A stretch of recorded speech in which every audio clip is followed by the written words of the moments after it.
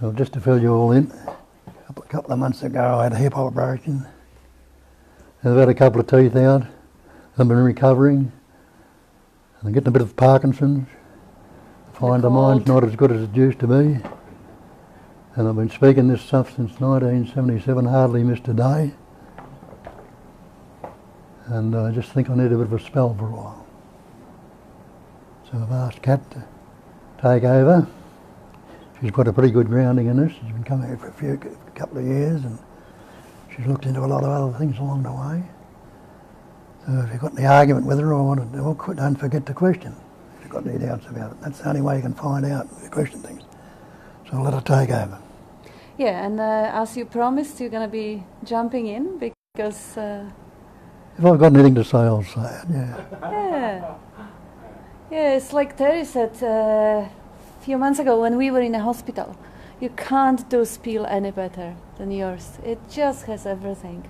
Like, you know, of course it's not a contest or competition, but really the summary of how he is presenting non-duality, well, you know, I don't live that long, but I've been around. I've been shopping, guru shopping and trying and checking and watching YouTubes for many, many years before I met him, because I didn't really have any other way to resonate with it.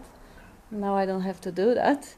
But yeah, I didn't really come across with anything as compact and as precise and as brilliant as the spiel. Because what the spiel does, it shows us in every step that everything is nothing, and the one who is seeking is non-existent. So basically when Bob starts that what you're seeking you already are. So you are that what you're seeking. Now what are you seeking? I used to seek for enlightenment or realization or truth. So how am I enlightenment? What a nonsense. Yeah, but you are that. Okay, so what is that if we want to seek for the that? Yeah, well, that is everything. Like that is whatever. Shoes, carpet, that's Bob. Like I'm not everything. So it doesn't really make sense for the mind. And it never will. The trick with the whole seeking is that the reality is happening right here, right now. The reality is known, the reality is experienced, the experiencing is going on.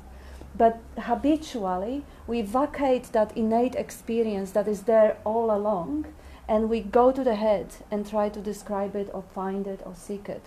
So really leaving the space of heart and the gut instinct of being and the heart sense of knowing, and going to the head and trying to intellectualize it or understand it conceptually, this is where we actually miss out. This is and this is natural also, because as we grow up, as we are little children, there is no... Bob, now you continue for a moment. I opened the door. Handball. Hey.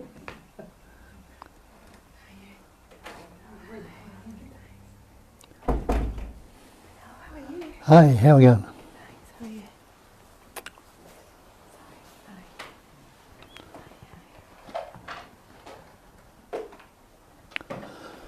Well, that's You didn't open your mouth. That's one of the first things you want to do, point to diamond, so you have to be jumping up and down all the time. Oops. Ah, yeah, right. Okay. I'll just put it in here. Oh, yeah, someone. Okay, thank you.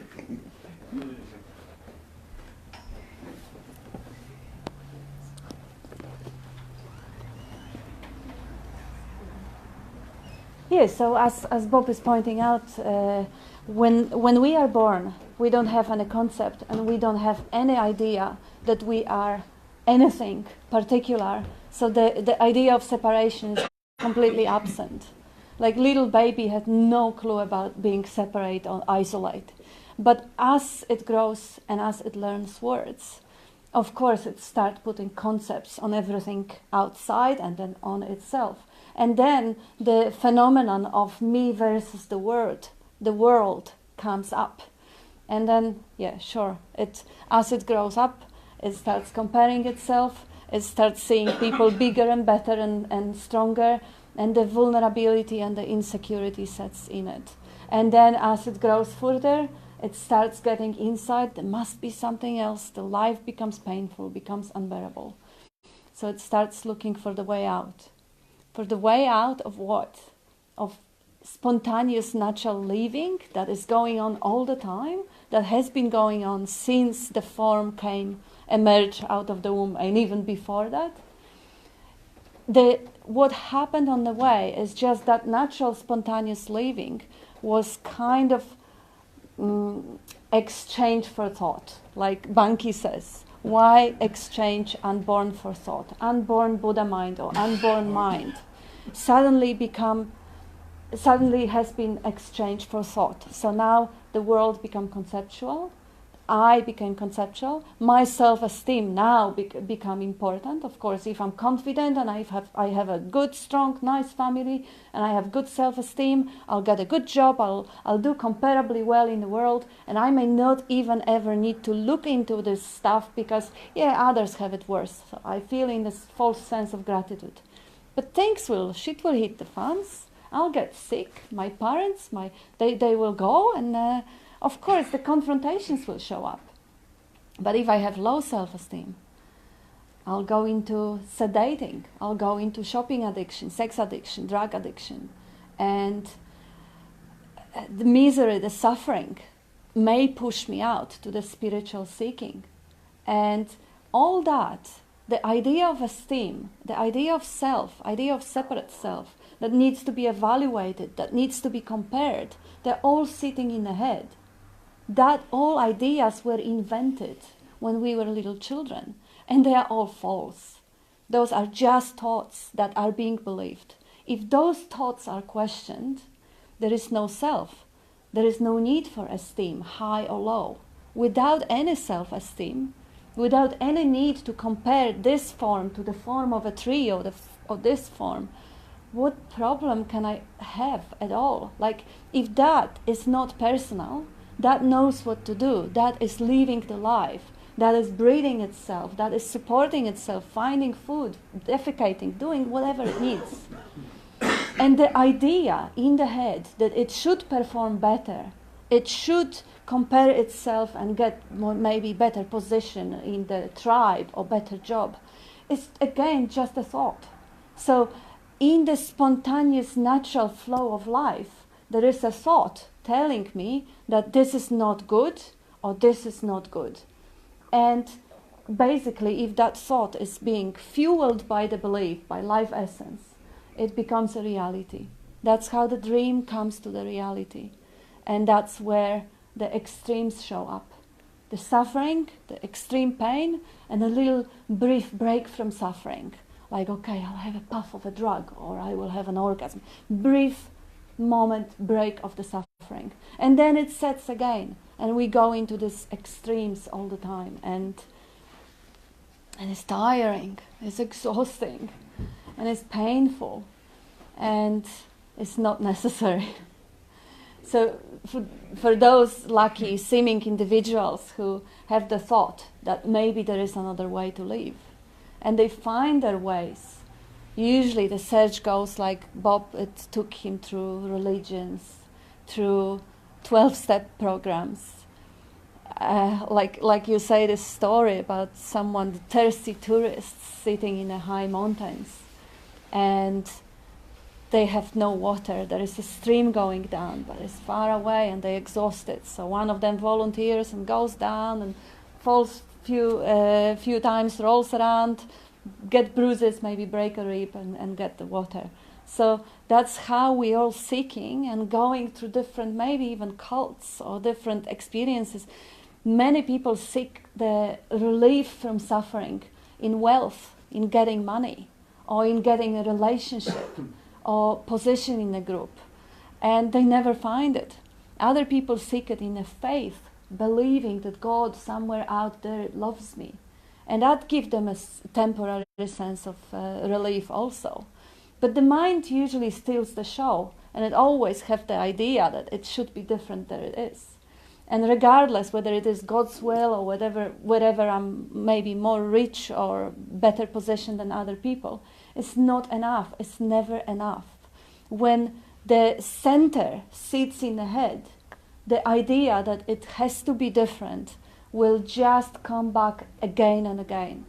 And the relief from the idea of that should be different is the little brief moment, little brief break from suffering. And this is the natural state. The natural state is the most basic, the most natural, and the most obvious awareness of being, which is not covered up by the layer of beliefs that I'm not this yet, the life should be different, I'm not good enough, I didn't get it yet. Those are all ideas, and they happen on that natural state of natural, effortless being, where the heart is beating, the eyes are relating images to the brain, and everything is happening spontaneously. The cells are being replaced, the hair are growing. It all happens without any entity having any idea whether it should happen or it shouldn't happen this way or the other way. Same way, thinking spontaneously happening. When the action is required, when the planning is required, the thoughts come up in the head and they basically guide the body to whatever is necessary. So even the mind is utilized from that groundedness, that basic sense of being and the awareness of being conscious of the being, consciousness of being. So Bob often says in Hinduism they call it Satchitananda, and that's a very precise description of that basic screen. The awareness of being is bliss, the basic or being, knowing and loving to be. So it is natural state, and we all know it. First of all, we all have been children before we were conditioned to exchange unborn for thoughts and to label the world and start distinguishing forms and distinguishing ourselves from the totality. Before we started separating conceptually, we all knew the natural state all the time. And it doesn't mean that natural state is always bliss. Like, gosh, I was told by my mother that as a baby I was horrible. I was crying all the time. They wouldn't hug me because the books wouldn't allow mother to hug or sleep with the baby. So I was hysterical, horrible. So the natural state doesn't mean that the baby is laughing all the time. Natural state means as in nature. As in nature, like, there are droughts in nature, there are floods in nature. This is all natural. So pain is natural. What's not natural is the suffering. When out of the pain, okay, if I am a baby and I have the conceptual mind and I'm wet and I'm hungry, I'm going to scream. And that's okay, that's the way the body functions. But today, if that same thing happens to an individual, there is a big story going on. Why is it happening to me? Why me? Why the whole world is against me? My own body is against me. And that's suffering. So being okay with the fact, like Bob, he's just going off the flu, still a little bit of a cough. Before that, teeth, dentists, operation, a lot of pain. But no suffering. That was the time we had in the hospital. He's been in the hospital for 3 weeks, and 3 weeks. Lying in bed most of the time, and he was having a happy baby smile on the face. Well, not, they kept him on the painkillers, of course.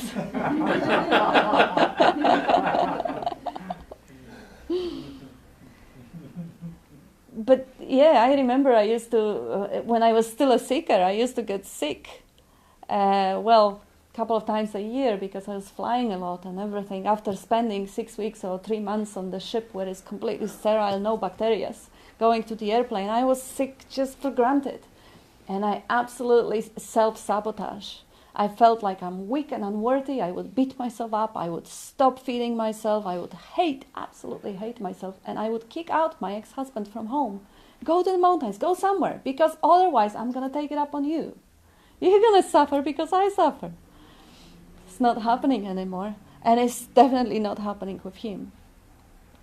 So there is another way. There is a way of living which is completely effortless, which is living from staying in that awareness of being, that heart and gut, being grounded in the body, being aware of the sensations, like living with 5 senses wide open, and unfixated awareness, divided evenly between hearing, seeing, tasting, touching, smelling. And it doesn't mean that we should kind of try to think our way to it. oh, how much is the hearing taking of a space? No, the thinking is also just one of the senses. And the thinking, whether we want it or not, the mind is still operating senses. Like I don't have to label the traffic to know that this is a traffic, because mind has the database that is operating the senses. So nothing needs to be done for the effortless functioning. It doesn't need the effort to put the attention on the senses. It actually needs undoing. Like the moment the thinking steals the show and becomes the center of attention, takes up, like if the attention is, let's say, the stream of 100%, and now thinking takes 90% of it, the functioning will still be going on. We probably won't be bumping into other people because the background senses, peripheral vision, that will all work. But thinking will prevent us from noticing what is here now. I probably won't notice the tension in my back. I won't notice the frown on my face. I won't be aware of the smells, or I won't hear whatever is going on around. And I will be missing out on maybe a beautiful insights or beautiful pointers where life could take me if I was utterly awake. And really being awake is there underneath that stream of thoughts, that, you know, the wakefulness or the consciousness of being aware is there all the time. And sometimes the thinking, the story goes on top of it, and it just steals the show. So the way of effortless living and waking up from the stream of thoughts, from the dream of thoughts, is just to notice. And again, it's no one to notice it, because the self is ultimately a fiction. The self is a conceptual illusion that we learned to put on ourselves, and it grew out with us. As we were children, we were growing up with that image to which we were adding experiences and events, and what have I been, what I've achieved, what's my star sign or enneagram type, and all the others, wisdom and knowledge adding to that conceptual image. And it became so real that nobody questions it. But it isn't. It's just in the head. It doesn't exist, I mean, mentally, conceptually. It doesn't even exist in the head as a form. It's not a form. But it doesn't exist physically. It's no such a thing as soul in the heart, or what else you call it, ego or inner God or whatever. They have different labels for it, or individual entity. There is no such a thing. It's only a believed thought form, thought formation, like Raibo Gita call it thought formation. Everything's thought formation. But this one is particularly evident because it's just really like Santa Claus. It's just something that we agree on believing, but it doesn't have existence. It's just like Bob gives the examples of things that we believed without questioning as humanity. The earth was flat. As humanity, we didn't question it. For many, many years, it was...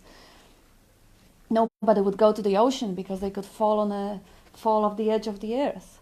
Now the belief has changed. Now the earth is round, and now we can visualize or think of a planet and the space, and they have different explanations and different beliefs. They're also beliefs.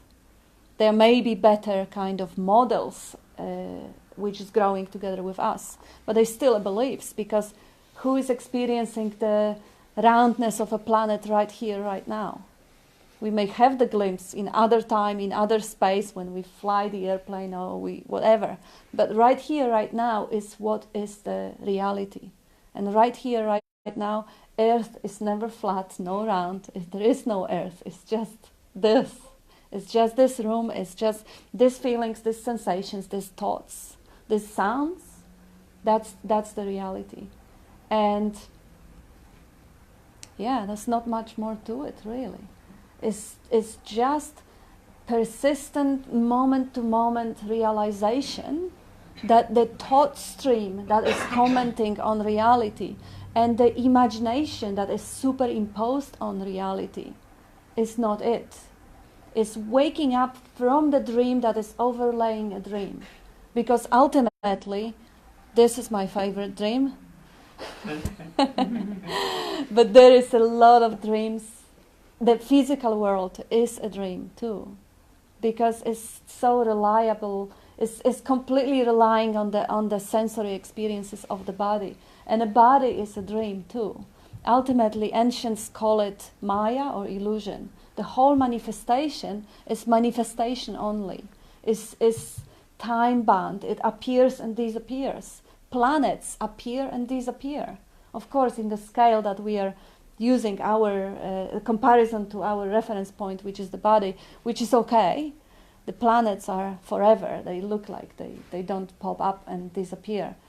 But ultimately, from the timelessness, everything that is time-bound is appearance, because it shows up and it is gone. Bodies, like Terry was saying in the last meeting, 150 years ago, these people had very, very similar discussions, very important. Where are they now?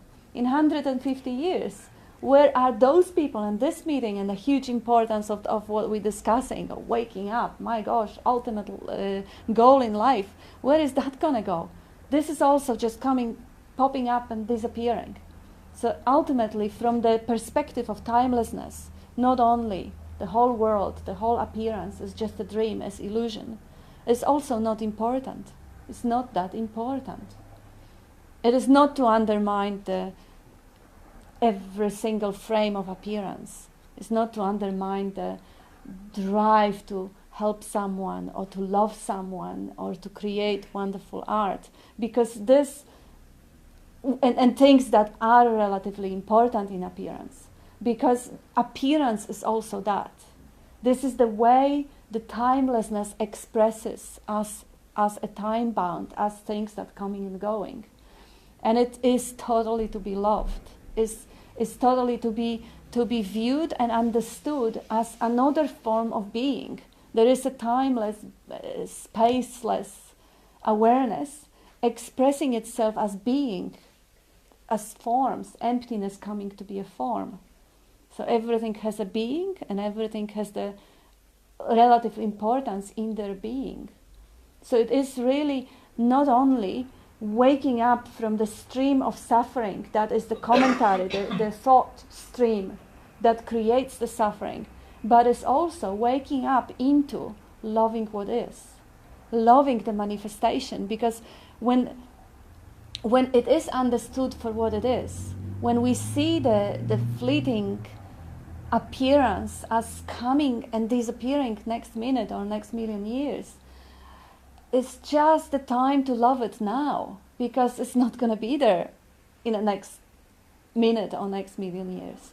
So it is really about self-appreciation, because if there is no separation, if there is only one, so that one cognizing emptiness expressing as forms is what I am. I can't be separate or different from that one thing, because I'm just another form through which it expresses itself. And in that particular form, it has the glimpse of actually seeing itself. And in every form it does, in a different ways. Even tree has the way is alive, is the aliveness in the tree. Everything is a consciousness, everything is an awareness. But in a human form, it has additional way to experience its own self through forgetting what it is and believing into a conceptual reality, completely falling for the dream and waking up. Because in the dualistic reality, in the dualistic world, everything can be only seen on the background of its opposite. So even the realization happened only for those who were asleep first. Like, who can wake up, who never fall asleep? So that's, okay, few minutes more. Yeah, it is because, there are a lot of people here who had an experiences and who had wonderful ways of putting it in words. And that should be included. That's the uniqueness and beauty of this room and these meetings, because you are first time here. So that's cut. Usually, when you go and see the big speakers in a big rooms, they're wonderful, but they give you a microphone. I spent like 9 days for $5,000 with Byron Katie, and for all that 9 days, I didn't get the chance to ask question once. I was raising my hand, I had 1,000 questions, it was 10 years ago anyway. Eventually I had to grasp her after, when she was already tired and wanting to rest. So here, not only we ask questions, but we also guide each other. Because ultimately, everything is that one. So a person who has absolutely no clue about spirituality, never looked into non-duality, can have life understanding which can be transformational. I spent 17 years at sea, and this is where I learned that. Basic seamen, people who swear, people who go and have wives in every port, who get drunk whenever they can, and of course among them a lot of precious, wonderful, they're all precious, magnificent people with a stunning life experience, but not into any sort of a spiritual teachings. And they would give me their life lessons. Like, everyone is fighting their battles, so have the heart, have compassion. How true is that? Or people who are connected, like really being able to listen to the world, to open up. Not only, okay, Bob is enlightened 42 years, okay, I'm only going to listen to Bob, I'm not going to listen to anyone else who speaks in the room, because what could they know? Well, there's only that one life expressing through everyone. Everyone has something to bring in. If we know how to listen, if we listen through the bottom of the heart, is that heart sort of a listening, then you can put the radio on, and a stupid advertisement in the radio can have this, because it's ultimately the same one, always. That frequency, it can shift you. Or you can open the book on a random page, and or you can listen to the bird, to the magpie, you can see the flower. So it is really all there is. There is nothing separate, there is nothing different than that one.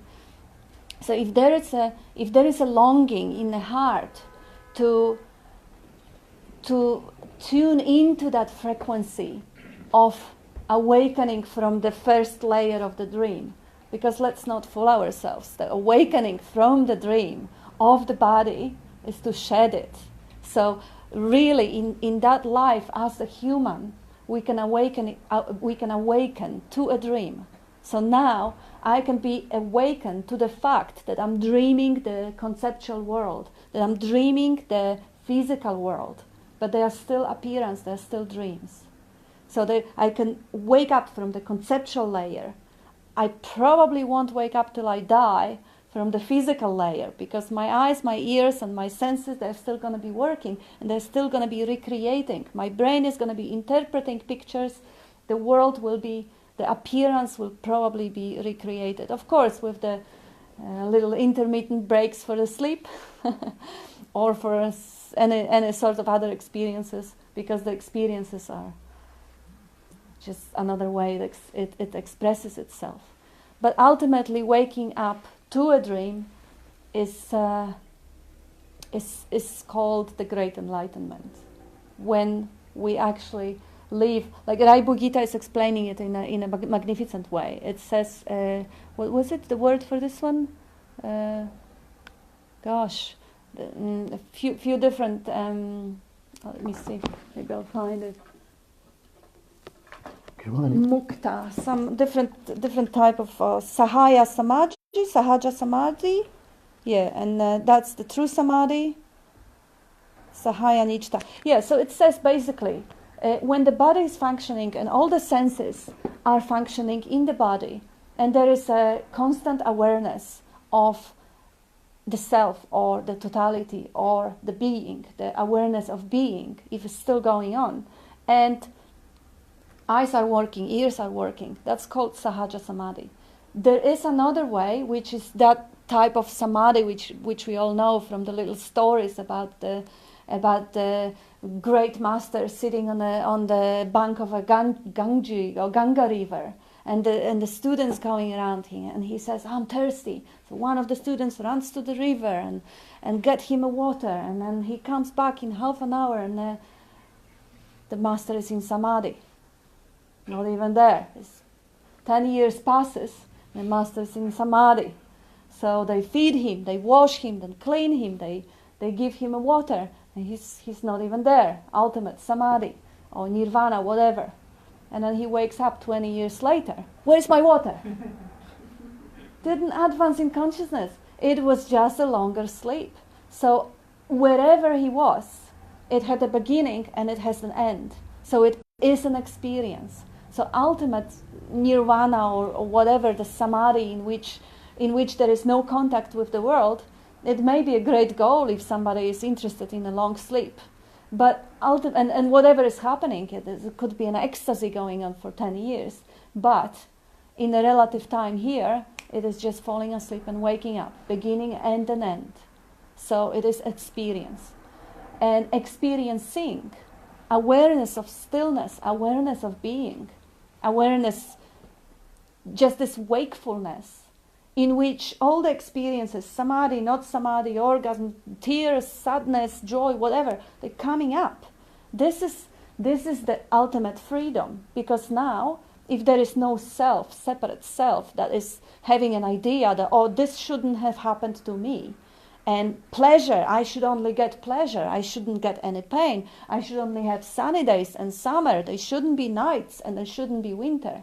If there was no nights, there wouldn't be a day. If there was no sadness, there wouldn't be a joy. There wouldn't be experience. There would be just nothing. So the way the whole appearance is orchestrated, it is going to be good and bad, pleasant, painful, happy, sad. And if that events are labeled but are not related, it is already a great relief. Because I won't say that when Bob has the flu or he has the cough and he is in pain, I won't say that, oh yeah, this is wonderful. No, it's not.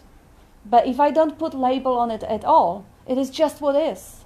It is just what is. If I don't compare, or even better, if he doesn't compare it with the time a week ago when the pain wasn't there, oh yeah, there was no pain, now it is, there won't be a sense of misery. If there is no traveling in the mind and relating, calculating, comparing, everything as it is just fine. Like wounded animal is sitting under the tree and is not complaining, oh, why did I get shot, or why did I, or whatever. No, it's just waiting for the body to heal itself in quiet. It doesn't travel and remember times when it wasn't wounded. And of course, it doesn't mean the pain is not there. The pain is there. But the suffering is an option. Suffering doesn't have to be there. So life without suffering, and it's not for granted, it is again moment-to-moment realization. The emptiness, cognizing emptiness, is waking up moment to moment. So it doesn't mean that Bob will never get irritable. Because whatever, it's like how many times, like Parkinson's, the hand is shaking and you have to keep it with 2 hands to eat. Yeah, you can get pissed off with that. But how long is that going to last? The moment, the response, natural response, being pissed off, comes up for a couple of seconds, and then waking up. Oh, whatever. That's how it is today. Because, having the brain, having the mind, having the reasoning capacity, calculating capacity, is not going to stop. So the subtle way of viewing the bigger picture, it's not going to stop. It's just, nothing is really changing. That's the beauty of realizing that the so-called enlightenment has never ever been missed. It has always been there. There is no such a thing. The enlightenment is not a thing. Enlightenment is an absence of relating to the separate self, which is made of concept. So if there is no relating, because there is nothing to relate, that's the enlightenment, that's the natural state. So the natural state, as in nature, floods, fires, tears, whatever, floods of tears, the volcanoes of anger, they all happen in the body just as they happen in the weather. And that's the beauty of it, because weather doesn't complain, tsunami doesn't say, oh yeah, I don't want a flood, or the winter doesn't say it doesn't want a summer. It all is loved, all is permitted, all is accepted, all is embraced in the way it appears. Okay, now it's time for drought. Let's feel how it feels. I can feel drought or whatever, or PMS, whatever. And it is welcome. And there is no idea that it shouldn't be there. That's freedom. Freedom from suffering, not a freedom from pain. In the duality thing called freedom from pain.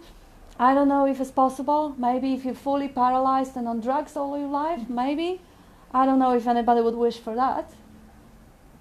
Apart from that, there is just a possibility of freedom from suffering, and that's a huge possibility, because the life really begins at the moment when relating stops. Because before that, it is just kind of living in a fog. It's just living in a story. And for me, it's still reasonably recent. It's less than 3 years. But I remember this 3 years ago. I was living in the story of me, and I was constantly anxious about me. I was constantly concerned about what people think about me. What does it mean for me? Every situation and every scenery had to be interpreted as something related to me. And there isn't any me. Like, what a waste of brain capacity. What a waste of the beauty of life, because there's so much of a busyness in relating everything to me. When I'm nothing, I don't need self-esteem. I don't need self-improvement. I don't need any growth. I don't need to work on my character defects. I don't need any of it. Which absolutely doesn't mean that I will not grow. Because growth is natural in life. The tree is growing. So I may be growing as a cook, cooking every day. I may be growing as a friend, having friends. But without the idea that I have to put an effort to become something else because I'm not good enough as I am. Well, I didn't make myself. The whole universe contributed to this form to look this way and to think this way. The way my mother was nursing me, what she was eating when she was pregnant, the schools, the teachers, everything, the whole world contributes. And now there is an entity to come and say, this is my fault, I am worthy, I'm not trying well enough. What a grandiosity. Like, the whole world is responsible for how this is looking and how this is performing. Who am I to take credit as an entity? It's just, to be humble, really, is to say, I have nothing to do with that. I screw up and I make mistake. I have nothing to do with that. The universe collectively created that form to make that mistake.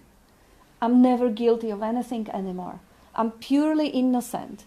And of course, if I make a mistake and someone is hurt, the sadness, the compassion, the crying may arise in it, because that's how this form is responding. And of course, trying to making up. In that absence of self, of the relating, of constantly interpreting and adding meaning to everything, what it means for me, in absence of that mental noise, there is so much more of alertness, natural alertness. And in the absence of me needing to have any part of, let's say, I'm helping, an hour ago, I was helping a man on a wheelchair to get out from his commodity chair to his bed and to his wheelchair. There was no me in the picture. There is no place for the me. It has nothing to do with me. Now is the service, the body is at service. And the body is only focused on the action. It doesn't have commentary, it doesn't have evaluation how it does the action. It is completely 100% attention on what is done at the moment. So there is no need for any relating to the me. What does it mean to me? There is no me.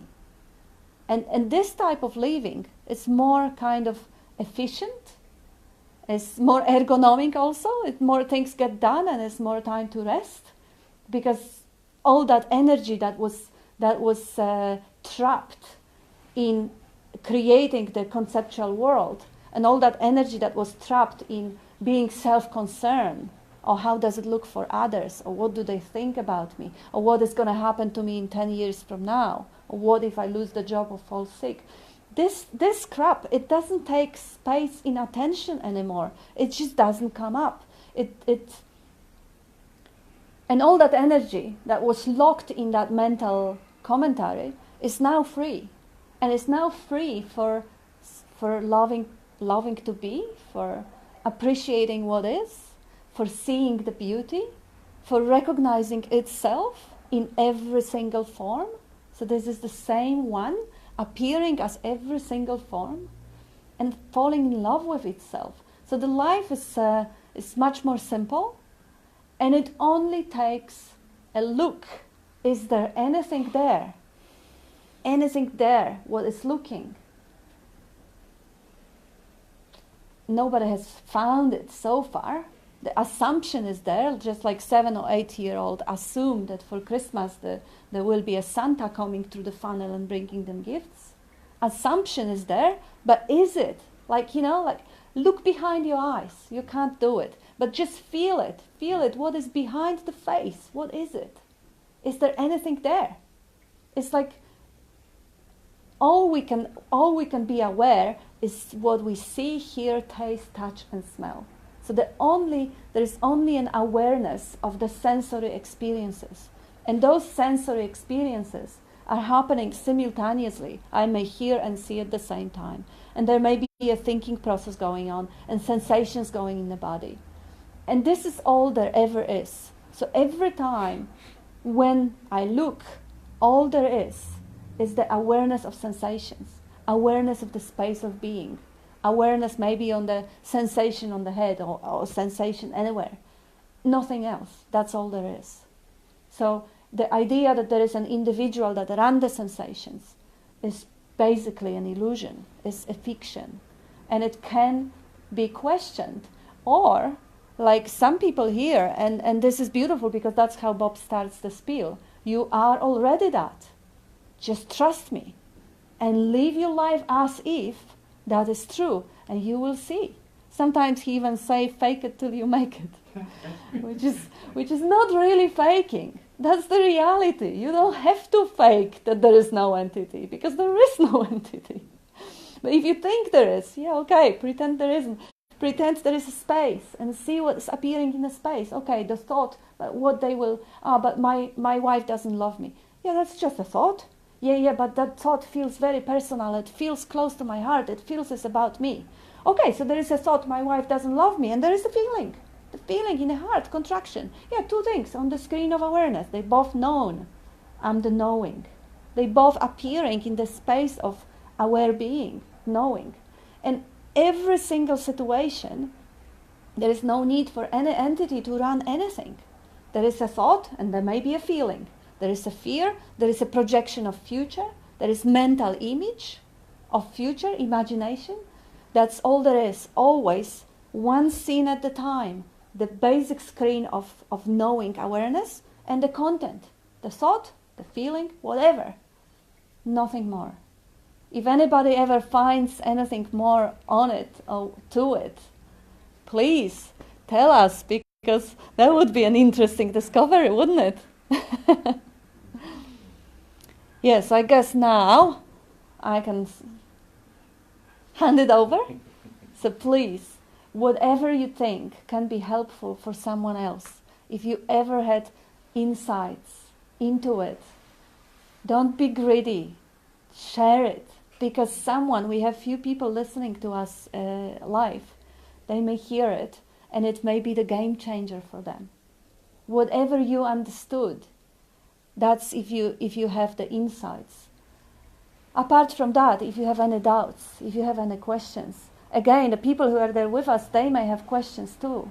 And they don't, I see occasionally there is some sign on the screen. Perhaps it is a question, but I just can't. Can you read it, Bob? I'm pretty blind. Yeah, he can't read it either. So I will get to it and answer it. But meantime, the questions, the set of questions is always the same. I mean, I don't know, I only heard a couple of hundred of my own questions and maybe a couple of thousands of other people's questions that would be probably the same as mine. So come up with it, because there won't be just your questions. There will be questions of other people too. And to voice it, it will help to clear it up. So questions, insights, please. I put it on the room.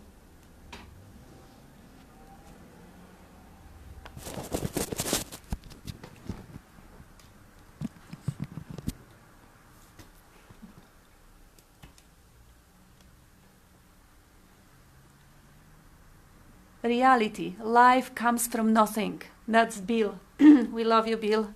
And you're so right. And Bill is also saying, true non-dual communication does not contain any agenda. Yes, spot on, very well said. It does not contain any prescription for understanding, no technique or discipline to partake in, no suggestion that one must do this or that to achieve anything. There is only life. Not your life or my life, just life, just this. Beautiful. See, those are people who are coming and listening to Bob. In no time, they start coming up with a beautiful insights like this. So, your turn. Yeah, Bill has a beautiful clarity for years, and he's sharing it, and it's spot on. Pearls of wisdom. And every one of you has those pearls of wisdom. Share them. The only problem is this referring things to the conceptual self. You know, I was overseas a few weeks ago in Bali, and I got really sick, and I was sort of in bed for a few days, and you know, I couldn't walk down the street. My son was coming over to join me, and I was worried about, you know, how things would go with him, or whether I was that sick that I'd have to go back home. But you know, whenever I was just at rest in the moment, just as it is, I felt happy and content. You know, I was all right. But as soon as I start projecting and thinking about what's going to happen to me tomorrow, what am I going to do about this, what will I do about that, the seeming troubles arise, but underneath it all was this feeling of peace and contentment. Yeah, and whatever happened, whether I live or die or go here or there or whatever, is okay. It's just okay. All right. Yeah, and when projection happens, how quickly you wake up from it to realize that, it's just again projection. It's just projection. Yeah. It is only that. Few minutes and then you laugh. Yeah. You know it, that it's just, it is a dream like any other dream. Like if I drift off to sleep and have dreams about whatever, good things or bad things, it's just that too, you know. Absolutely. Waking or asleep or whatever.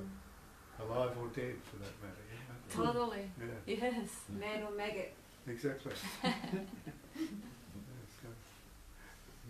That's all any problems that arise are just that. Or what is going to happen to me? What will other people involved in this feel about something or other? Is projection in the mind about something else that doesn't exist but only exists as a thought.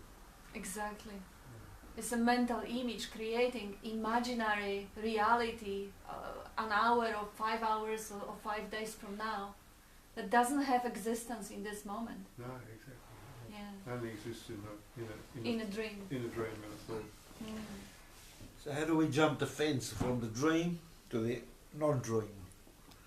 Yeah. And I know it's a question I've always asked the same question, but at the end of the day that's what it boils down to, isn't it? Like, how do we make the... How do you get out of the sleeping dream? Yeah. So how do you get... How do you get out of the sleeping dream? How to wake up? Wake up. Yeah. Now, Bob, Well, I don't want to be rude, but how do I wake up? yes. Over there, I'll get somebody who wakes up or whatever. Somebody will come along and shake you. It's right. Shake, Or yeah. the dog barks or something wakes up.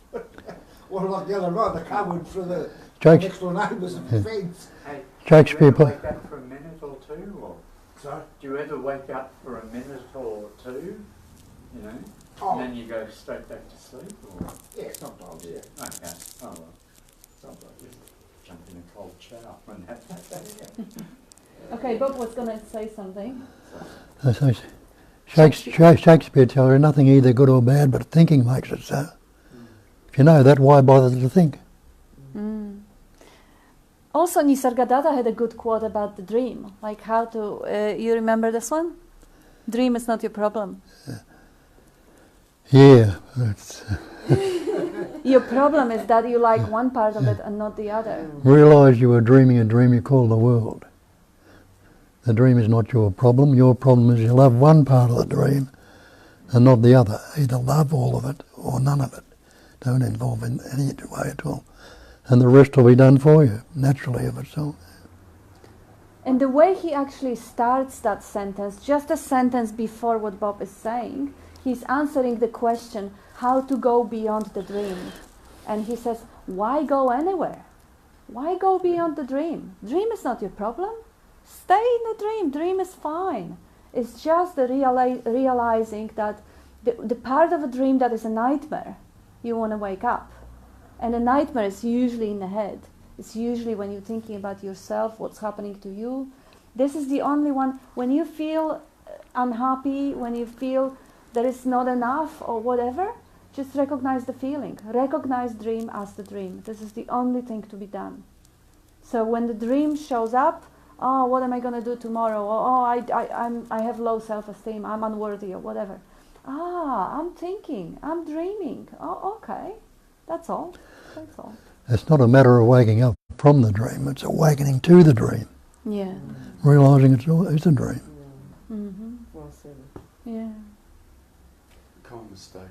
The common mistake that we can take. You're told right from the back, you are already that.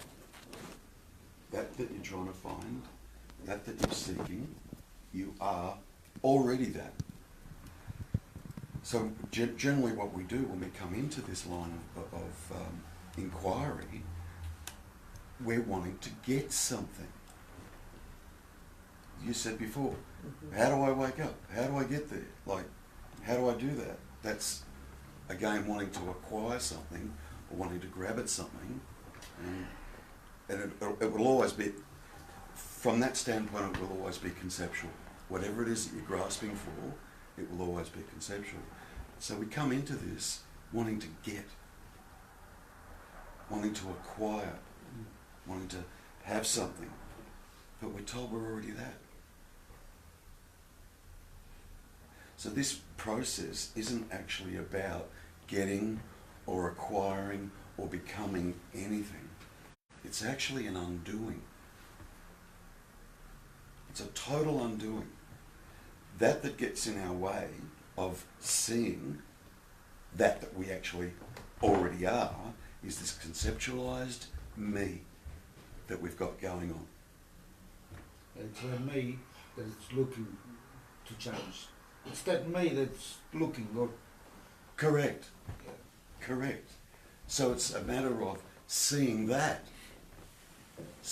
me that's looking to change and seeing what that actually is. What is that? Does it have any substance? Anything at all? And if you really look closely, all that is a thought. It's an idea. Thought, It's just an idea that pops up. that you want to become that, when in actual fact you're already that. Yep. But the idea is all constantly there, Yep. and that's what's stopping you. Yeah. Yeah. You know, in Hinduism it's often referred to as neti. So it's about coming, look, you can't understand what you actually are from what you're not. It's fucking impossible. It's absolutely totally impossible. So the idea, this process is an undoing. So it's coming to see what you're not. That can be done. You can see that. I'm not this, I'm not that thought. You can see it. But to do that, you need to turn in on yourself and examine, where is this me? What is this me? How does it function? How does it create its reality, its identity? What instruments does it use to create its identity? What does it use to create its identity? The five senses, wouldn't it, or not? Thought. Thought. Just thought. You're close though, because it also grasps onto that as well. It does. Yeah, but I'm here. It's my awareness. It's my seeing. It's my hearing. And that awareness and seeing and hearing, all those five senses and being absolutely present, it's got nothing to do with the me at all. It's there anyway. The me steps in and takes ownership of it. So the battle that goes on within us is just two separate thoughts battling one another. That's it. If you really look, there's absolutely nothing else. There is no me other than that. And you can watch it, you can see it. You know, I was having a discussion with Tass before the meeting started. You know, he had a great realisation yesterday in that he became aware, like, he really became aware of the negative self-talk that goes on in us as human beings. Everyone experiences it, you know, or most. And he really became aware of, like, it was loud and bright, you know, and really clear. I said, that's great. That's great to see that. Because you need a bit of separation from it to see it. Because if you don't have a bit of separation from it to see it, it's awful because you just fucking become it. You become it. You're it. You're You it. think you're it. And it's fucking awful when that manifests into this beingness or into this body. All the sensations that it brings up in our body, fear, and it's awful. So you kind of need to get a bit of separation. What I said to Tass was, that's great, you see that. He goes, yeah, I really saw, you know, how negative and destructive the thoughts are that can go on. So that's fucking awesome. Who were those, and I asked him, my question to him was, who were all those thoughts that were going on speaking to?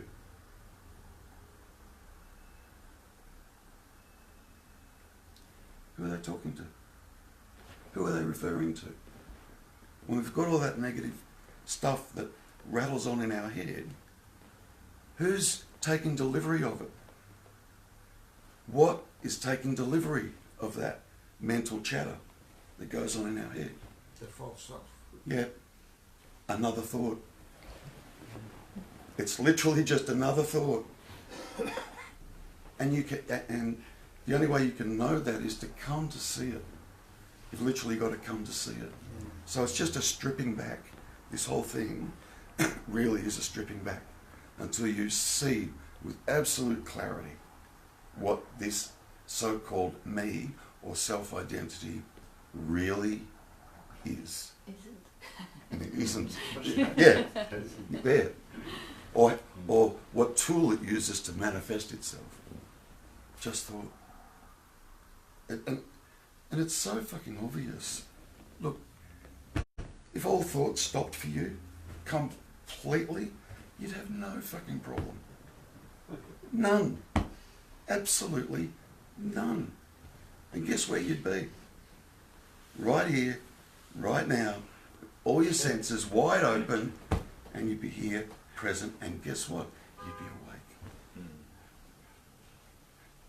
The only thing that clouds it is that false identity, that sense of self, that we believe is real.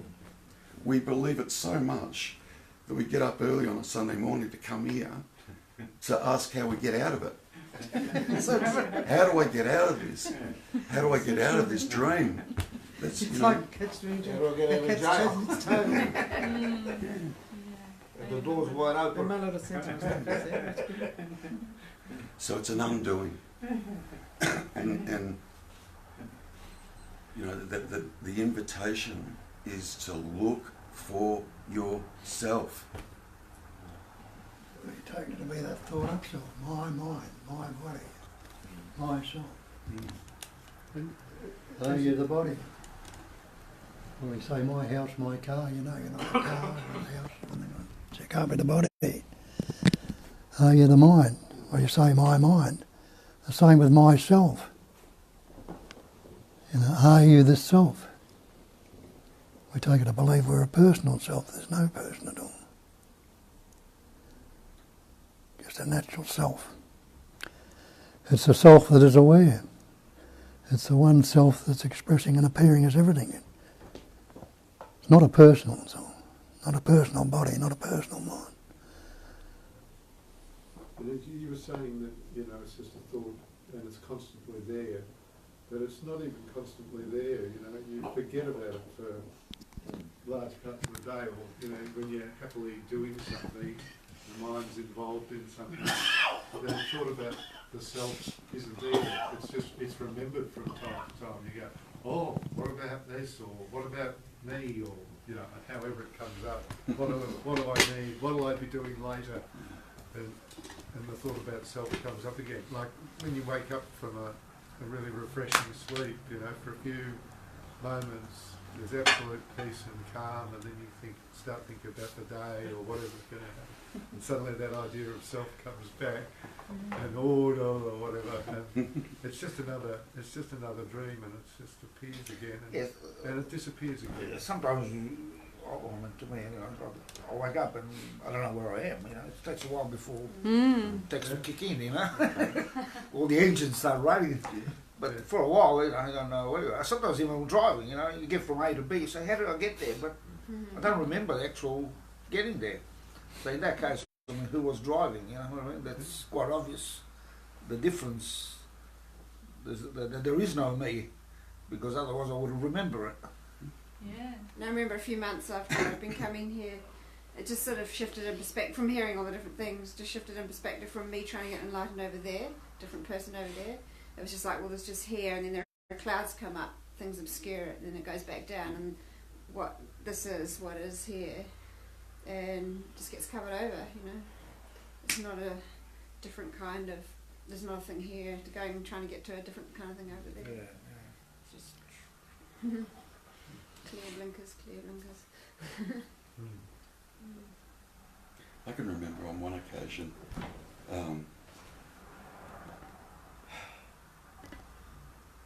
when I wasn't sitting here awake, let's say. And I can remember one occasion where I was so hooked into thoughts and so I went so effect of all the thoughts that were going on, that it was fucking horrifying. You know, there was fear up there. I was just overwhelmed, like completely overwhelmed. And then, for whatever reason, and I wasn't distracted either, but for whatever reason, all of a sudden, in a split second, I forgot completely whatever it was that I was thinking about. Like, it just went, right? It went, and the first thing that I noticed was relief. There was absolute relief that came over the body, like a drop. It was like, it was just gone. But then you know what the me did immediately after that? Fuck, that thought was important. What was that? What was that? I've got to remember what that was again. Fuck, I can't forget that. That was important. So it drags you back. Yeah. And a few moments later I remembered again and went, oh, that's right. And I was in it again. Like, fuck, give yourself a break. You know, if that happens, leave it alone for a while. It'll come back. You know what I mean? But I had this, I thought it was so important. I can't even remember what that thought was now. How important was it really? That's how brain is wired for survival. Yeah. Everything that is scary is gonna get number one priority to protect the body. So everything, the hatred, self-hatred is very scary. Yeah. Because it's suicidal. It can kill you. Yeah. I find sometimes these days the thought's quite happy just to stay forgotten, and that's quite nice to see, because that's kind of because I've always like constantly got a million thoughts coming up that I want to share before they get forgotten, because there'll be some gem that saves somebody's life in there, and this is how I've been operating for, you know, close on to 50 years, you know, and it's so just been nice lately when sometimes it's like, yeah, the thought doesn't care anymore that it's gone. And yeah. Yeah, but that's a very good pointer to actually see what's important. And now, if we kind of contemplate, look back at our life, we will see what's important. Those things will be really big, overwhelming, scary, and then have the courage to leave us nothing. That's what Nisargadatta says. Things will resolve. in the moment, thoughts can be a big deal. Like, it really can, to the point of people can sometimes get suicidal around whatever it is that's going on in their head, you know, or they can't cope to the point where they've just got to pour tons and tons of alcohol down their throat to try and anaesthetise it, or whatever drug, you know. Or they could be, you know, shopping addicts, or, you know, Chick flick addicts. various different, That's almost embarrassing. I should really go to the drugs. Which are Chick flick. chick flicks. Chick flick. You know, rom-coms, romantic comedies are very kind of teenager based or something. Yeah, internet addicts, TV addicts, whatever. So it can seem really, really, really, really important, like really important. Now, I'm sure, without a doubt, you could think back on your own life, where there's been moments in your life where whatever it was that was going on in those moments in your life seemed really important and really overwhelming and so on and so forth, yeah? I'm sure you can. Anyone in the room I'll give you an example. could do that. Finish. Yeah, anyone in the room could do that. Now, sitting here, right now, how much impact does that thought have now? Nothing. Nothing. So it's just it arises, and then just drops away. But when we're in it, and it's just I'm just going back to that. This has just happened. I built this greenhouse in my house. Right? It's a massive big one. It's about 14 metres long, but 7.5 metres wide. That's huge. And I used the PVC pipes to put the roof on, the plastic. Now the first window we got, because with a double-storey house, I could see it. You know, from my bedroom, I could see it right there. And I was stressing out badly. My thoughts were going, this thing is going to, the window is going to take it. I live on a main, you know, on the corner of a main road. I said, this thing flows on the road, God knows how many cars is going to block there. Just thoughts, as you said. And I couldn't sleep all night. I could not sleep all night. My wife goes, well, there's nothing you could do. So he said, don't worry about it. I said, what do you mean don't worry about it? If this takes off, I said, I'll make the news. But as you said, you know, I told you it didn't move. It was shaking, but it didn't flop off or anything. And you know, it is the thoughts. But at the time, the thoughts were so real that I was stressing out badly. I couldn't sleep. And look, thoughts may arise, and it's totally okay that thoughts arise. The problem is when we have preference around what arises. I don't want to be thinking that, or things should be like this, or it's when we have preference around it. There's a thinker thinking that. Yeah. Yeah. The idea of somebody here being affected by it. Somebody here being affected by it. And if you look really, really closely, that somebody that believes it's being affected by it is just thought.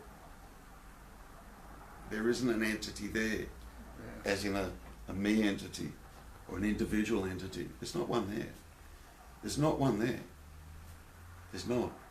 There was no need really to worry about what Correct. I was seeing. Yep. But something told me that, this, you know, this is happening to you now, you know.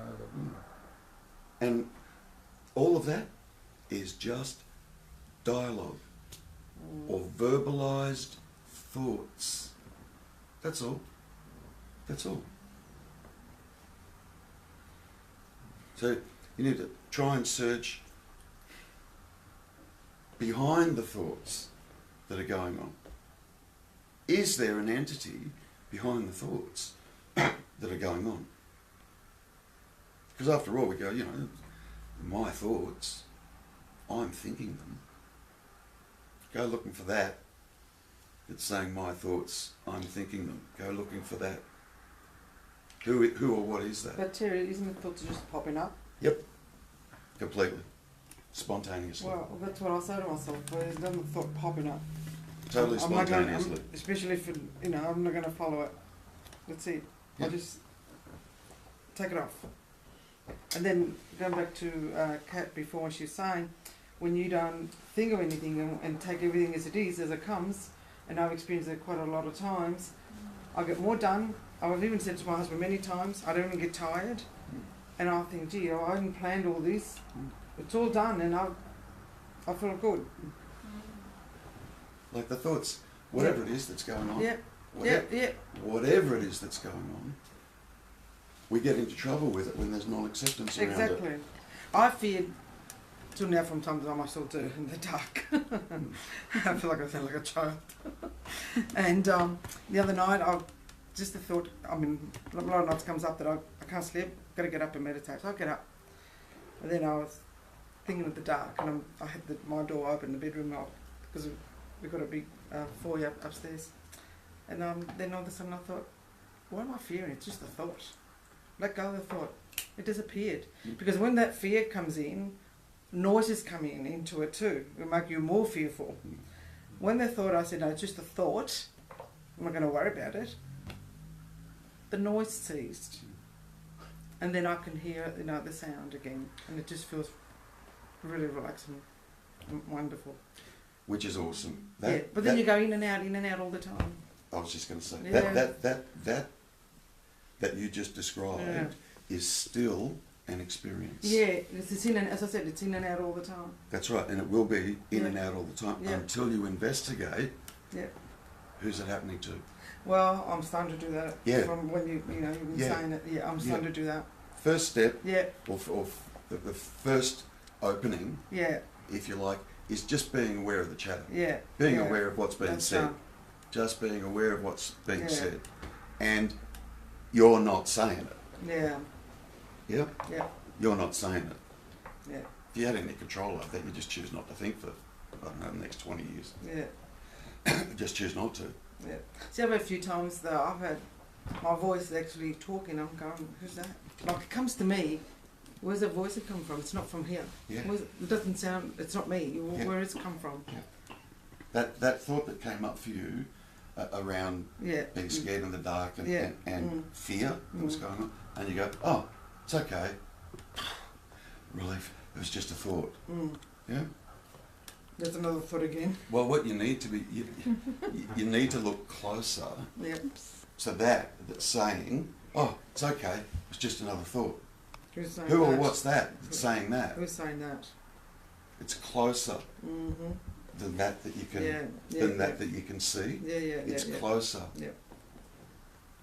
You'll find it's just another thought too. Yeah, yeah. But you need to know. You need to know You for need to yourself. discover that. Yeah, yeah, Yeah. yeah. That entity there that believes it's either being affected by a scary thought or the dark or whatever. That's what you need to go looking for. Yeah. First part is seeing all the thoughts that just come and go. You know, and you'll. Yes, I'm aware of that, and it's the investigation Awesome. that I need to do the inquiry. Yeah. Just Yeah. just a little closer now. Yeah, I've started. Awesome. Yeah, Yeah. I've started because I wasn't doing it. I was just going with the flow of that. Yeah. Yeah. Yeah, and that's normal. That's Yeah. normal. It's normal. Yeah. You won't get permanent relief. Yeah, well, that's it. As I It'll said, come and go, come and go, come It and was go. like a catch-22. I wasn't getting anywhere. Yeah. Yeah. You take your moments of, not thinking about it, which you know what they're like. There's Yeah. no location, there's nothing's viewing from anywhere, it's just sensations. So each thing that pops up, if that depersonalises back to that, you just assume that's the background. You don't assume that there's always someone viewing, because that's just kind of a concept that we make up here or in psychology or wherever. Is it still going? Yeah, it's still going, still going. So we just sort of assume everything that pops up can be depersonalised. Yeah. And it's just within the same when what's wrong, what's there when you're not thinking about it. Yeah. That's how I've taken we are already that. I could never understand when they say, the thoughts just pop up, the thoughts just pop up. But then if you become aware of a thought when it comes, well, if you think about it, I don't know, it's self, but if you think about it, I say, well, I didn't really make the decision to choose that thought. Really important to see that. Mm-hmm. It's so important to see that. You didn't decide to. No, you did not. You're just thinking of it now. Spontaneously just pops up, doesn't it? Yeah. But you think that you chose it, like Correct. 100%. Yeah. Correct. They come out of nowhere and they go back into Mm. nowhere. You can see the borderline happening as it happens. Just like, What memory of it just after. just like everything else, the sights, the sounds, feelings come up and That's go again. And the more you can become aware of that, what you'll start to realise is this notion that we carry of self-will is wrong. It's not true. Explain that self-will. What do you mean? Self-will? Yeah. Self-will. I have choice. Free will. Free will. Oh, Sorry, that's Yeah. what I meant. Mhm. I meant free will. That'd be really confusing. Yeah. I meant free will. Yeah. Yep, the notion that we carry around, I have free will, I can do what I want and I'm choosing and We have the notion that there's a me choosing with the free will. In actual fact, there's no me and there's no free will. correct, It just happens, correct. and And you get to see that, the more you become aware of thoughts that just, everything is just happening spontaneously. There's no you that's separate from the thoughts that appear in your head saying, okay, now I'm going to think this, and then the thoughts appear in your head. yeah, that's right. There's no one If you there. become aware of it, you haven't chosen the thought. Oh, I've seen that now. I can see that now. That's great. Like when you're driving, you didn't notice. That's the truth of it. It's, Yeah. you know, you didn't make a decision on every single bit that you did as you drove. I can't drive, so I can't really give you examples, but I'm sure it seems like a bloody good example. Pick a better analogy It next time. doesn't matter. He understands it. but when I drive, I can tell it's And, me um, driving. Just Yeah. joking. Yeah, and that's the truth of it, really. Yeah, it's like automatic. It's done on automatic. Yeah, pilot. there's also clarity of everything that's happening just now rather than an automatic story going on as well. But the actual action of the driving was automatic. Yeah, there was no choosing in that. And then we just jump up with another extra thought, oh, I chose that, or I planned that, or I have to plan that. Those are just other little thoughts, and you start to see them just popping up, their little heads. Yeah, and everything that happens for you, everything that you experience is all based on whatever thought process happens to be running through that screen of awareness at any given point in time. For example, a thought might pop up, oh God, I'm a fuckwit, why did I do blah, blah, blah? Yep, that might run through. And you'll become that. I'm a fuckwit. You Yeah, just I do. believe that, You yeah. just become it. I'm a fuckwit. But if that's all just arising spontaneously, and it just kind of floats through, it's seen for what it is. But if you take that to be real, I'm a fuckwit, where's your sense of free will? Where? Did you choose that thought, I'm a fuckwit? It's just an example. Yeah. Like, did you choose that? Would If you you choose don't, to look like if you don't choose it, and it's just something that kind of floats through. I've asked this question before, right? Why is it then that if the thoughts just flow through, like whatever's going on in your life or whatever's going on in my life, is say your job and my job, say they're completely different, right? Then you'll pick up thoughts to suit your job, Yeah. whereas I will pick up, as a builder, the thoughts, what am I going to do? Look, right? there's nothing wrong with thoughts, Yeah. except when they're referred to a personalised me. That's the problem. That's when it becomes a problem. There's nothing wrong with a thought, floating through my mind in relation to work or whatever it is that kind of needs to be done out here. Totally fine. You got a That doesn't function. that doesn't that It's got a doesn't function. create a problem. It's not, you can't fixate on it too unless, Yeah. Yeah. unless you're relating it to two or me. Yeah, that's when it becomes a problem. So it's not like thoughts are going to stop, but the thoughts around self drops away. Drops away. So you see it as not being yours, basically. Yeah. That's it. I like Kat's explanation of things coming from, something's got more power. Can you get that one? Yeah, it's the way I sometimes heard myself explaining the idea of choice. Like it feels like there are two options, and one option says, okay, I go here, another option this one, and this it comes with the feeling that now I have choice. And that feeling or idea that I have choice is actually a third one on top of it.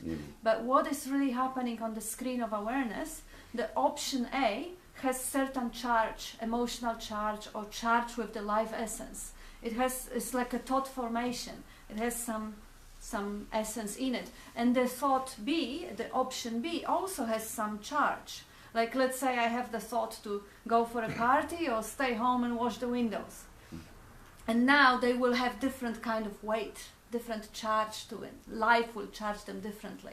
And they may happen different throughout the day. I may be moving towards this one at some point and then towards that one. But really what is going on is just the thought comes already with certain, like a balloon with certain amount of air. So if that balloon is bigger and stronger, that will take the course. That thought will make you move. And that one will kind of not be chosen, so-called, but it's not a matter of choice. So, for example, if I ask you, would you like a cup of tea or a cup of coffee? Yes. Now, in your mind, or whatever, you're going to answer one or the other. Yep. That's right. Okay, now we just said now that there is no free will. Yep. Yeah. Okay, so what happens in that case? Who decides then? Easy. Taste buds are doing things. There's a million things doing things. It would just either coffee or a tea, whatever the choice was, would just arise spontaneously. Bang. But see how it is already more appealing. Like, you know, if I am a tea drinker, that idea of having a tea will be more appealing, which means will be more charged by life. Yes. Like this idea will be having more meaning and will be more appealing. So that being appealing is kind of, it gets more attention. Like everything is fueled by life, awareness, attention, whatever you want to call it. So the idea of the tea is already, because of the conditioning of the pattern, is already more appealing. It kind of looks better. And probably I will choose coffee, but anyway. It's just an example. Yeah. So who is making a choice? You have idea of tea and idea of coffee. And then idea of tea is more charged than idea of coffee, so it will take course. It's all the molecules too, like, you know, probably there'll be some salivation might occur on one of the choices and not the other, you know. There's stomach might have a reaction going on when it hears the word somehow that goes through your head, you know. So in other words, it's not a decision that anybody makes. It pops up according to the condition of the body. Is that what Yes. we're saying? And Yes. the life condi- yeah, Yes. Can I just history. say something on these? We used to have two big dogs, and we on 1.5 acre. Anyway, we've got half acre closed, and I wanted these dogs to go on the other side because somebody was coming in. I didn't want to, you know, the dogs be out. I couldn't get these two dogs in there. All of a sudden, I thought, "Dang, what am I going to do now?" And they're big. They're Malamutes, yeah. big dogs. Yeah, they're gorgeous. oh, huge dogs. Anyway, They Disaster. don't bark. no, They're singing.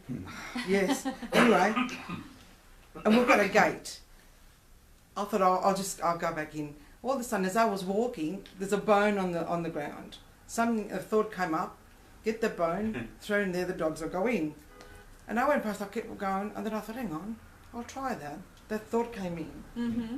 Went back, got the bone, threw in there, they both killed each other to go back and close the thing. Now, in that case, I tried, it didn't work, and then that thought, it's just a thought that came in, because he knew that would work. Mhm. That's how it works. Yes. Yeah.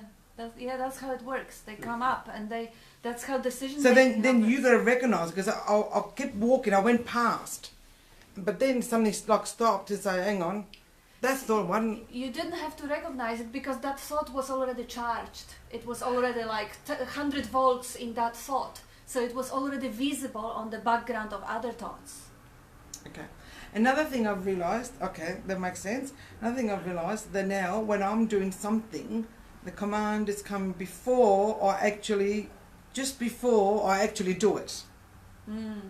Yeah. So I'm not instantaneously, the command is there and I'm doing it. Command is coming and then, I'm going to do it. Yeah, so it feels this way, but Yeah. actually if you look at the brain and if you look at the science, it happens exactly the opposite. The decision is made Yep, to do something yep. before the commentary appears to do something.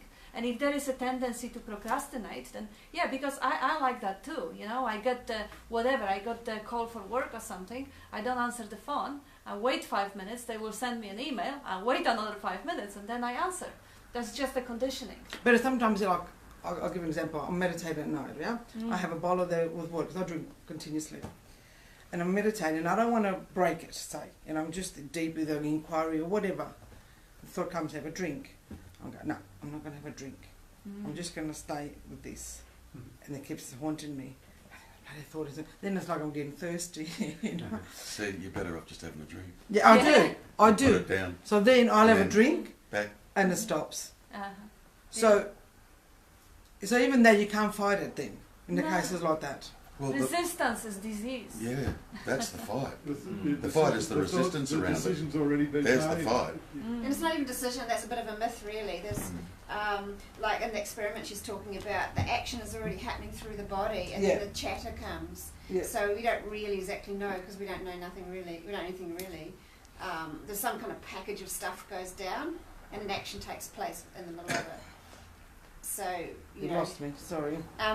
So really, when they wired up the brain to see, when they noticed the thoughts happened, the actions, the body had already started to move to do that activity. So there's probably not even a decision anywhere in all of that. There's just, you know, one molecule goes there and that one gets there faster and all these, you know, taste buds go and these other things go up. But at the micro level, there's just a whole lot of things on their course that were already on their course. And that's a very good example. you know, they go past the bone, you know, and then some smells or some various little, all these molecules do all of their activity, and then there's backtracking, and there's all this activity that takes place. Bone gets picked up. Somewhere there's some commentary about who's doing it and when. Okay. It's a good example. It's like if you think, like, you see the lemon, and the body starts salivating, and then the thought comes, oh, I will have a lemon drink. Like the body is already producing saliva, and the thought comes, oh, I will have lemon drink. Or whatever, you decide that, oh, okay, I'm sitting in front of the computer, I'll go up and stretch. And then that thought comes. But that thought comes few seconds after the heart already started pumping a little bit faster, the oxygen intake already increased. So the thought is only a commentary on what the body has already prepared for. Yep. Got it. Yeah, we watched the show on Is the body not reacting to the thought though? It is also, it is happening both ways. But on a very subtle level, the neurons are firing before the thought appears. So the first is the chemical decision here in the brain, then the commentary translation into a thought appears, and then action appears. But also, of course, if someone told you you're worthless, you're going to feel bad when you hear the word. But say like you take the consciousness, mind, whatever, out of the body doesn't care, does it? If you take the what? So if you take the thought, the consciousness, the mind, whatever, away from the body, take this... When you kill the body, you mean? Or, yeah, exactly, that's my point, that the body doesn't care, does it? Or, I mean... No, the body doesn't so it's care. is it not the thought first that causes the reaction in the body? No, it's totally not the body. If you kill the body can't see, can't hear, can't think, can't do anything at all. So it is the consciousness that is doing everything, but it expresses through the body. Like the seeing is happening through the eyes. If someone is blind, they can't see, even they're still conscious, but they don't have eyes, so they can't see. And same with thinking. People who have brain damage, they may be beating the heart, they may be alive, but they can't. Ultimately, this is a paradox, because now we could start thinking, what was first? Was the consciousness creating the body for itself, for experiencing, or was the body born and the consciousness developed? No, it happens at the same time, because everything is just happening in this moment. So yes, the consciousness expresses through the body and as the body. So because there is only one, we can't say that our body is dead and consciousness is alive, because that's two. Yeah, So no, I agree, I understand that. It's more like, the way I sort of think is you learn the faults through whatever, and the faults cause the problems. And you do have free will to the fault, but you choose the most relevant fault, or the one you feel is most suitable for the situation or whatever. But without the faults, there isn't any kind of issue, is there? Like, the reactions are from the faults. Oh, Bob will answer it. Bob, will you answer it? So there's no thought stored in your head. Every thought is expressing you. It's something That's the you learn, instrument. That's the body's just the instrument through which it all expresses the life. It's that life essence expressing, utilising the body, the mind, and everything else. What's your next thought going to be?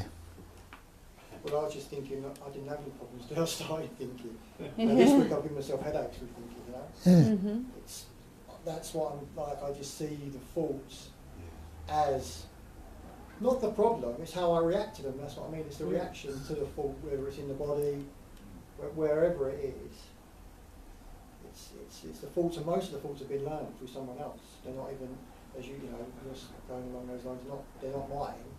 Mm-hmm. But I do believe there is some kind of free will. If you sort of steady the mind a little bit, you can sort of see where they rise, and they do come from somewhere. My theory is, could be completely wrong, but they do come from somewhere. It's just we don't see where they come from. It may have come from 10 years ago. It may have come from something said that's upset me. I didn't realise it until something else triggered What it. one was pushing? You know? Is it like a little man in the head doing all that? The will Well, is free. well, I'll give you an example. I've been going deep into an issue I had with someone. And it's reminded me of a lot of thoughts that I've forgotten.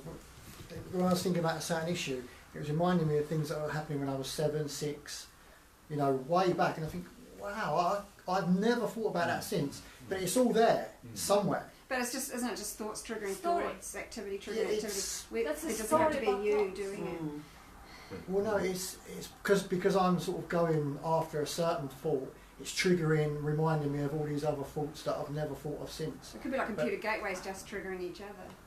And Well, they are- then the yeah, they thought, are oh, I triggering know I each did other, that. Is also They are also- triggering each other, definitely. Yeah, by But that's the themselves. problem. It's the thoughts again. Yeah. No, the problem is you believe that there's someone there being affected by it. That's the problem. You It's defend not the defense. fault, it's not the thoughts, it's not the when I was 6 or 7 or 10 or whatever. It's none of that. The problem will is you free, believe but that there's nobody who has you the believe free that there's will. somebody here that's being affected by all that. You believe there's somebody there. Yeah, well, it's more for me. Yeah, you're probably right, but it's more for me. A lot of this stuff I didn't even remember it was there, but it was. Yeah. And it conditions us, and it makes us act in certain ways. But my point is, because we're not aware of it, we don't know why we're doing it. But it's there, you know, and we're reacting to this. Yeah, yeah. And it really became clear. It's like, well, you know, this is why I've got certain attitudes, certain dislikes, because I learned them. Yeah. Correct. Bob has something to say. Let Bob say something. But they're not Sorry. necessarily right or wrong. You know? How many thoughts can a corpse have? Not many. Dead body, yeah. Then not many. It's all in the life essence. There's no life going on. There's no thoughts or anything. The body's just a pattern through which it expresses. But the concepts, ideas about them, it's that life essence that's doing everything. We talk of the brain, the eyes and everything else. The brain can't do anything at all without that life essence. Neither can the heart or the lungs or anything at all. So it's all in that life. And that's what Christ told you. I am the way, I am the truth, I am the life. He wasn't talking about himself. Talking about that sense of presence as the life that's expressing through those patterns. And you are that life. Bob, is, in this case, is life predetermined, or it just happens from the start? It just keeps happening from the start? It's Is there a pattern for each one, like It's spontaneous. from the start, Yeah. from birth? Before birth, it's all spontaneous. Yeah, Forever. that's what I'm saying. It's just, there's nothing predetermined at all. No, time's a mental concept when you investigate it. So that's what is only being, there's no becoming. Yeah. Becoming implies time. You can't negate your beingness right now, your existence.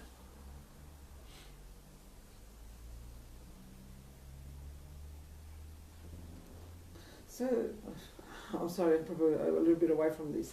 So, is there rebirth? is there rebirth? I know there's no birth, but you know, people say, oh, another life, I was this, I was that. Is there such thing as rebirth? No. It's What was born? Eh? What was born? Oh, there's no birth. The thought I am was born at about 2.5. The little child doesn't know anything about being born. You can't remember your birth. That was born. The thinking was born. The self-identity is not born. Yeah, that's right. That's not born. Yeah, So it's not born. That's why Banky was able to say everything is perfectly resolved in the unborn mind. And that which is not nature resolving itself. There's no mind out there in nature saying it's daylight now, soon it'll be dark, or rolling the earth around the sun, turning the tide to right. It's all spontaneously functioning. It's constantly reborn, and like it's just happening now, refreshing, new stuff coming up all the time. Yeah. We're going, is this concept of self reborn? That's what we're talking about. We worry about the self-imagined or the imagined self being what's going to happen to that. Yeah. That's dead anyway if you see it. Because one will lead to the other. Yes. One will lead to the other. It's not real. So what happens in the case where they've documented kids, young kids, 5, 6, 10, they remember past life, they say, and they get even taken back there. Yeah, families and all. They Again, families they it's another recognise. appearance. So what happens in that case? What was actually going on in that case then? Look, Just as imaginary or real as this chair. So Yes, in terms all of dream. not identifying, there is none of it. In terms of what really goes on, we don't know what goes on in China. But why is you it know. that the child, remembers something? Yeah, there are a lot of different things happening in the dream. There are UFO, there are people walking on the water, there are a lot of things. This is a dream. It's all part of the appearance. Yes, it's a dream. It's nothing impossible in the dream. How Is it the real fact is that what it's just happened continuous, yesterday? the whole thing, right? Rather than rebirth, start and stop, is it just continuous? Do you know what I mean? Like, Yeah, that, that- like they can remember this and they can remember that because it never ended in the first place or started. Like if you use the word rebirth, to me it suggests a start and a finish, right? Yes. But if this child can remember this or remember that, is it because it's just a continuous consciousness all the time? Yes. But there It is an doesn't start assumption. or finish. There is an assumption that there is an entity that is being reborn, and that's actually incorrect because the child had or elderly person that died had an ego or something, and now this ego is traveling to another body. This is not the case. If there is a stream of memory going through the mouth of a young child, it doesn't mean that there is an entity that traveled from body to body. It's just a stream of thinking, stream of memory. Like, for some reason, if the It's not thinking personal. was still very charged in the moment of dying, then that stream of thinking may be expressing through another radio, through another microphone. But it doesn't mean that there is a soul or ego or entity that traveled from body to body. Because the soul or ego or entity is a fiction. It's a construction made of thoughts. And it doesn't have to be believed. But it doesn't mean that one radio cannot transmit the wave from another radio or whatever. It's just the impersonal. Every thought is impersonal. Every thought is like a mental image or a story. And if it, of course, a lot of thoughts will be about this body or this life or these events. But really, just because they happen to be tuned into this sort of a transmitter-receiver. But they aren't personal.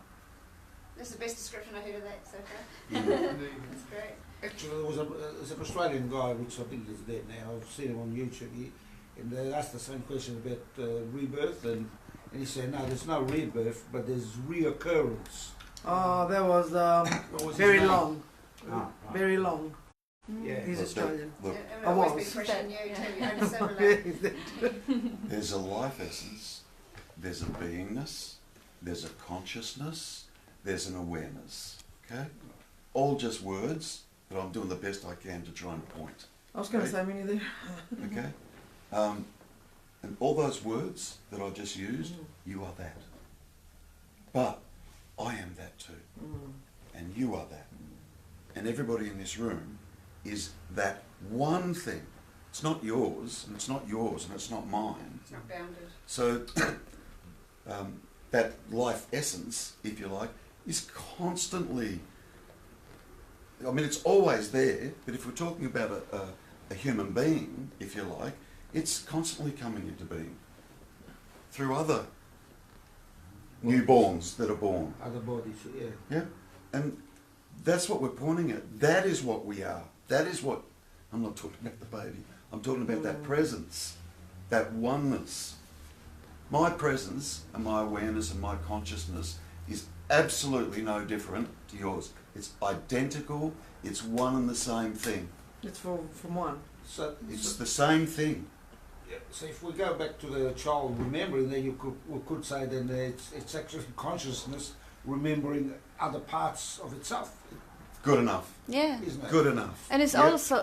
also important It's to. not an individual remembering another, like reincarnation, supposed to point one person. Great. In that case, it's conscious as a whole, remembering Great. part of it as a whole also. Great. All Great. based on- Beautiful. Mhm. All based on memory. The Beautiful. ego or what you imagine should be reborn or hung onto or whatever is only just occurring in a memory. And it's And it's it's not even your memory, it's just memory. See I that? know, See, yes. look, what just came out of you then was profound. Was But- beautiful. There is another aspect which is probably worthy of acknowledging, because see, we always want to have explanation of the mystery of life. We want to have a simple solution. This is like this is like that. Heaven, hell, reincarnation. We want to fix something that is constantly changing, that is alive, that is fluid, that is liquid, that is mysterious. It's actually, this is a great invitation to when you stumble upon something that is difficult to fit into a particular drawer of your understanding in the organizing, translating equipment that is the brain, just stay with, I have no idea. Amazing. I don't know. I don't care.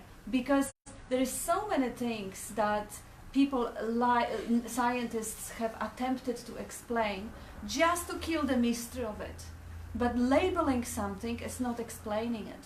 Labeling how the tree grows and naming different part of the leaf doesn't explain life. Labeling how the, or naming the physics of or whatever, laws of nature, whatever, doesn't explain them. They are beyond the conceptual understanding. They are the mystery, and you are that mystery yourself.